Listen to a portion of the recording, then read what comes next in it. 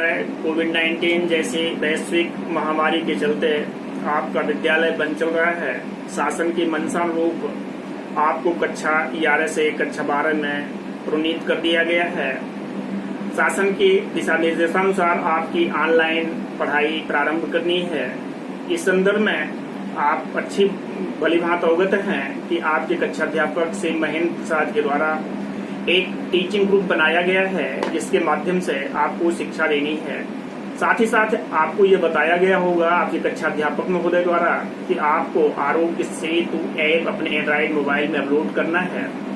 हमने भी आपको निर्देशित किया था कि अधिक से अधिक संख्या में ग्रुप से जुड़ें, लेकिन दुख की बात है कि अभी तक केवल 9 छात्र एवं छात्रा ही इस ग्रुप से जुड़ पाए हैं। हमने ग्रुप के माध्यम से आपको सूचित किया था कि सोमवार को हम समाजशास्त्र का टॉपिक भारतीय समाज की जनसांख्यिकीय संरचना के संबंध में अध्ययन करेंगे। अध्यापन करके एक वीडियो अपलोड करेंगे। उसी क्रम में हम आपको बताने जा रहे हैं भारतीय समाज की जनसांख्यिकीय संरचना। बच्चों पहले जान लीजिए जनसांख्यिकी क्या होता है। जनसंख्या का सुव्यवस्थित अध्ययन ही जनसांख्यिकी है। जनसांख्यिकी का अंग्रेजी पर्याय डेमोग्राफी होता है। डेमोग्राफी शब्द अंग्रेजी के यूनानी भाषा के 2 शब्दों डेमो और ग्राफिन से बना है। डेमो का अर्थ होता है लोग और ग्राफिन का अर्थ होता है वर्णन करना। इस रूप में जनसांख्यिकी का शाब्दिक अर्थ लोगों का वर्णन करना है। जनसांख्यिकी में जन्म दर, मृत्यु दर, प्रजनन, लिंग अनुपात इत्यादि का अध्ययन किया जाता है। जनसांख्यिकी मोटे रूप में 2 प्रकार की होती है। एक तो आकार की जनसांख्यिकी, जिसमें जनसंख्या के आकार का अध्ययन किया जाता है, और दूसरा सामाजिक जनसांख्यिकी, जिसमें जनसंख्या के सामाजिक, आर्थिक, राजनीतिक पक्षों पर विचार किया जाता है। किसी भी देश की या राज्य की नीतियों को निर्धारित करने में जनसांख्यिकी आंकड़ों का महत्वपूर्ण योगदान होता है। आर्थिक विकास, जन कल्याण संबंधी नीतियां क्रियान्वित करने में भी जनसांख्यिकी आंकड़े महत्वपूर्ण भूमिका निभाते हैं। जनसंख्या वृद्धि के संबंध में आपके सिलेबस में 2 सिद्धांत हैं। पहला सिद्धांत है रॉबर्ट थॉमस माल्थस का जनसंख्या वृद्धि का सिद्धांत, जिसमें रॉबर्ट थॉमस माल्थस ने बताया है कि जनसंख्या में वृद्धि ज्यामितीय क्रम में होती है। ज्यामितीय क्रम क्या होता है बच्चों? जैसे 2, 4, 8, 16, 32।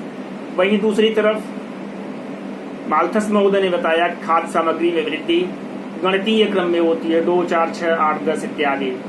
तो माल्थस का कहना था कि यदि खाद्य सामग्री में वृद्धि गणितीय क्रम में और जनसंख्या में वृद्धि ज्यामितीय क्रम में होती रहे तो किसी भी देश की जनसंख्या 25 वर्षों में कितनी होगी? दुगनी हो जाएगी। इस रूप में देश का आर्थिक विकास अवरुद्ध हो जाएगा। देश के आर्थिक विकास के लिए आवश्यक होता है कि संसाधनों के अनुपात में ही जनसंख्या हो। जनसंख्या को नियंत्रित करने के लिए माल्थस महोदय ने 2 उपायों का उल्लेख किया है। एक पहला है प्राकृतिक उपाय और दूसरा है कृत्रिम उपाय या निरोध। प्राकृतिक में प्रकृति अपने हाथों से जनसंख्या जैसे बाढ़, भूकंप, महामारी इत्यादि के माध्यम से जनसंख्या नियंत्रित करती है, और कृत्रिम में व्यक्ति स्वयं जनसंख्या को नियंत्रित करने का प्रयत्न करता है, जैसे लैंगिक विवाह, आत्मसंयम इत्यादि के माध्यम से। तो माल्थस महोदय का कहना था कि यदि व्यक्ति जनसंख्या को स्वयं नियंत्रित नहीं करता तो ऐसी स्थिति में प्रकृति अपने क्रूर हाथों अर्थात बाढ़, भूकंप, महामारी इत्यादि के माध्यम से बढ़ी हुई जनसंख्या को नियंत्रित कर देती है। लेकिन माल्थस के जनसंख्या संबंधी सिद्धांत को उदारवादी और मार्क्सवादी विचारकों ने उनकी आलोचना की। उनका कहना था कि जनसंख्या वृद्धि हमेशा किसी देश के आर्थिक विकास को बाधक नहीं होती है।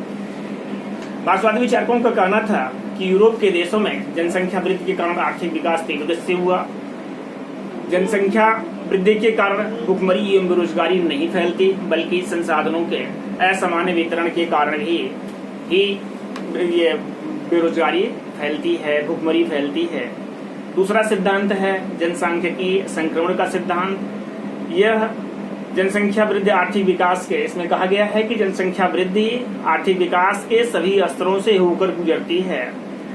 जनसंख्या वृद्धि के 3 बुनियादी चरण होते हैं। पहले चरण में जनसंख्या कम होती है, क्योंकि जन्म दर अधिक होने के साथ साथ मृत्यु दर भी अधिक होती है, जिससे जनसंख्या की कमी बनी रहती है। दूसरी अवस्था होती है संक्रमण की अवस्था, जिसमें तकनीकी रूप से राष्ट्र सुदृढ़ होने लगता है, चिकित्सकीय सुविधाओं का प्रारंभ हो जाता है, जन्म दर को नियंत्रित नहीं किया जाता लेकिन मृत्यु दर नियंत्रित हो जाती है। तो ऐसी स्थिति में जनसंख्या में वृद्धि होना प्रारंभ हो जाती है। कभी कभी जन विस्फोट की स्थिति आ जाती है। बच्चों, जन विस्फोट क्या होता है? जब देश में उपलब्ध संसाधनों की तुलना में जनसंख्या अधिक हो तो ऐसी स्थिति को क्या कहते हैं? जन विस्फोट कहते हैं। तीसरी अवस्था में विकास या तकनीकी रूप से आप कहें कि राष्ट्र समृद्ध हो जाता है, जन्म दर नियंत्रित हो जाती है, मृत्यु दर नियंत्रित हो जाती है और जनसंख्या कंट्रोल हो जाती है। अब हम आपको बताएंगे कि इस जनसांख्यिकी के अंतर्गत कुछ संकल्पनाएं हैं, जैसे जन्म दर 1 वर्ष में प्रति 1000 व्यक्तियों पर जीवित जन्मे बच्चों की संख्या जन्म दर कहलाती है। दूसरा है मृत्यु दर, क्षेत्र विशेष में प्रति 1000 व्यक्तियों में मृत व्यक्तियों की संख्या मृत्यु दर कहलाती है। जनसंख्या वृद्धि दर क्या होती है? जन्म दर एवं मृत्यु दर के बीच जो अंतर होता है वो जनसंख्या वृद्धि दर होती है। शिशु मृत्यु दर, जीवित पैदा हुए 1000 बच्चों में से 1 वर्ष की आयु से पहले मृत बच्चों की संख्या को शिशु मृत्यु दर कहते हैं। लिंग अनुपात, प्रति 1000 पुरुषों पर निश्चित अवधि के दौरान स्त्रियों की संख्या किसी विशेष क्षेत्र में वो लिंग अनुपात होती है। जनसंख्या की आयु संरचना, कुल जनसंख्या के विभिन्न आयु वर्गों में व्यक्तियों का अनुपात, जैसे 10 से 20 वर्ष के कितने लोग हैं, 20 से 30 वर्ष कितने लोग हैं, 30 से 40 में कितने लोग हैं, इसे क्या कहते हैं? आयु संरचना कहते हैं। किस आयु में कितने लोग अधिकता है।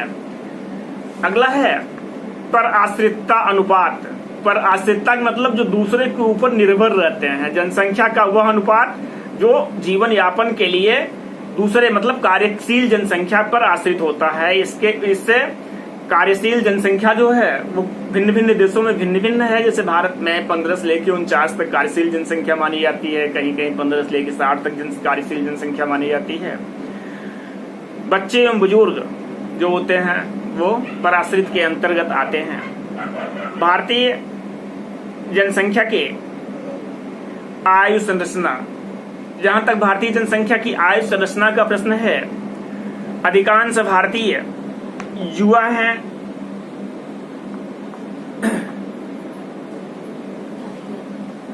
और ये भारत का सौभाग्य है कि यहाँ वृद्धों की संख्या कम है, जिसके परिणाम स्वरूप विकास के अधिक अवसर दिखाई देते हैं।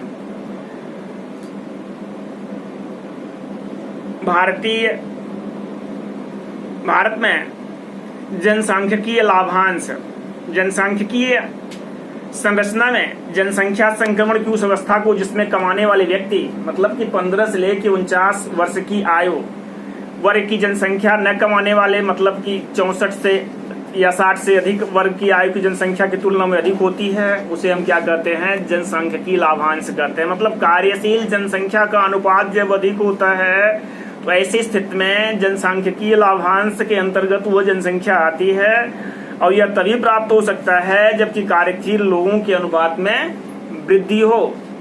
स्त्री पुरुष अनुपात, भारत में स्त्री पुरुष का अनुपात गिरता रहा है। इसका कारण है लिंग विशेष का गर्भपात, बालिका शिशुओं की हत्या, बाल विवाह, पौष्टिक भोजन न मिलना। देश के विभिन्न हिस्सों में स्त्री पुरुष अनुपात भिन्न भिन्न है। केरल राज्य में सबसे अधिक है और हरियाणा, पंजाब, चंडीगढ़ में सबसे कम है। जनघनत्व, बच्चों जनघनत्व क्या होता है, किसे कहते हैं? जनघनत्व से तात्पर्य प्रति वर्ग किलोमीटर में निवास करने वाले मनुष्यों की संख्या से लगाया जाता है। भारत में बढ़ती हुई जनसंख्या के कारण जनघनत्व भी बढ़ रहा है। साक्षरता, साक्षरता शक्ति संपन्न होने का साधन है। साक्षरता अर्थव्यवस्था में सुधार, स्वास्थ्य के प्रति जागरूकता व कल्याण कार्यों में सहभागिता बढ़ाती है। केरल में साक्षरता सबसे अधिक है, वहीं बिहार राज्य काफी पीछे है। अनुसूचित जाति एवं जनजाति में साक्षरता अत्यंत न्यून है। भारतीय समाज में ग्रामीण एवं नगरीय भिन्नताएं। भारत को गांवों का देश कहा जाता है। नगर ग्रामीणों के लिए आकर्षक स्थान बने रहते हैं। गांव के लोग रोजगार की दृष्टि से नगरों की ओर पलायन कर रहे हैं। रेडियो, टेलीविजन, समाचार पत्र जैसे जनसंपर्क एवं जनसंचार के साधन अब ग्रामीण क्षेत्रों में रहने वाले लोगों के लिए एक प्रकार से नगरीय जीवन शैली तथा उपयोग के स्वरूपों की तस्वीरें पेश कर रहे हैं।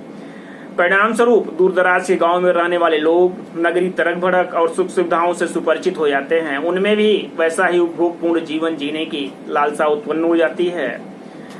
राष्ट्रीय परिवार नियोजन कार्यक्रम इसलिए शुरू किया गया था श्रीमती इंदिरा गांधी के द्वारा कि जनसंख्या वृद्धि को नियंत्रित किया जा सके। राष्ट्रीय आपातकाल आपको ज्ञात होगा कि 1975-76 में परिवार नियोजन कार्यक्रम को उस समय गहरा धक्का लगा जब तत्कालीन सरकार गिर गई और नई सरकार ने इसमें नए दिशा निर्देश बनाए।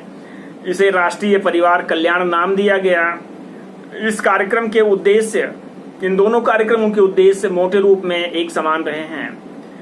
जनसंख्या समृद्धि की दर और स्वरूप को प्रभावित करके सामाजिक दृष्टि से वांछनीय दिशा की ओर ले जाने का प्रयत्न करना था। अधिकतर गरीब और शक्तिहीन लोगों का आपातकाल के पहले जबरदस्ती बंध्याकरण किया गया और सरकारी कर्मचारियों पर भारी दबाव डाला गया कि वो बंध्याकरण के लिए सरकारी कर्मचारी जो शिविर आयोजित हो रहे हैं उसमें अधिक से अधिक लोगों के लिए लाएं। जनता में इस कार्यक्रम का व्यापक विरोध हुआ।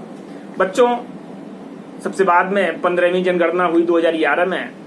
2011 की 15वीं जनगणना के संबंध में महत्वपूर्ण रोचक तथ्य हम आपको बता दे रहे हैं। पहली चीज कि 15वीं जनगणना जो 2011 में हुई थी उसमें प्रति 1000 पुरुषों के पीछे 943 महिलाएं थे। सबसे अधिक जनसंख्या वाला राज्य आपका उत्तर प्रदेश था। सबसे कम जनसंख्या वाला राज्य सिक्किम था। अधिकतम मातृ मृत्यु दर वाला राज्य उत्तर प्रदेश और न्यूनतम मातृ मृत्यु दर वाला राज्य केरल।